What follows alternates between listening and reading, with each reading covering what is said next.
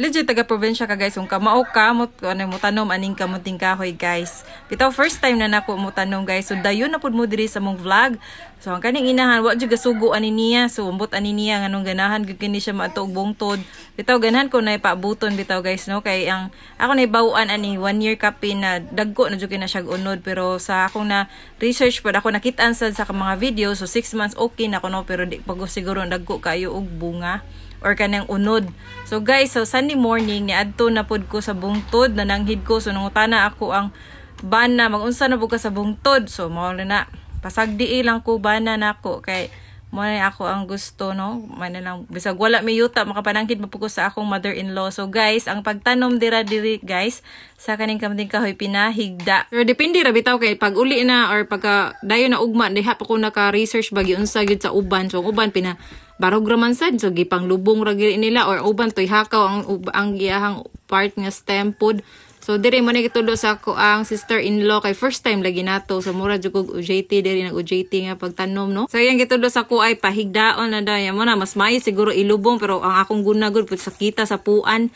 Baratohon ra kay guna, nakapet kog guna. So mo na guys, nalang tay siguro paabuton, pero bitaw punanan pa rin ako og tanom kay kanang buntag raman akong available kay daghan pa jud kong trabahoon anang bisag unsang adlaw gud, maski weekdays, weekend na gidaghang buhaton ang inahan. So dako ginig sala sa bagyong krising no, nang hapay ang tanong ubang mais din sa akong mother-in-law.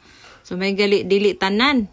Ug na po nagkaway-kaway diri nga avocado guys, so makabot ra gyud siya, may lag di na makuhaglain. Pero di man siguro guys lahilig diri avocado guys, nga tagak nang bitaw na tungod pud sa hangin. So mga 8 AM na ni guys, ni adto mi nilahos mi dito sa balay sa ako ang sa amo ang tatay Dagling igsuon sa akong father-in-law. So diri naghaling ta diri guys, kay nayo naabtan wala na may kayo diri si tatay pag abot na namo diri kay nangahoy man to siya ba dito sa So guys, dili kita mag-inarte guys, kung gusto ta mo kaon dapat maghaling kita kamao sa ta mo haling. Hindi ka ba mo haling ay nalang pagminyo oy. So mo na guys, katong mga akong sister-in-law siya ni lunod na diha sa among Pancit Canton para maging Girl Scout ta, pero naagid nakapangayo mi diri og kaning kuan utan ni tatay nga sayuti og bago, lami na kaayo. So lami jud kay kaon diri guys diri sa bungtod kay puting bugnaw bisag pabulad-bulad ra na o maski bahaw ra gyud imong kaonon puti na gyud lami guys. O di ba social kaayo, pina-Korean among kaon ana ra sa salugod.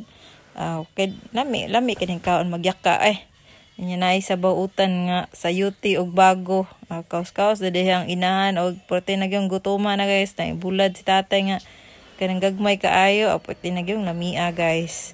So mga unata.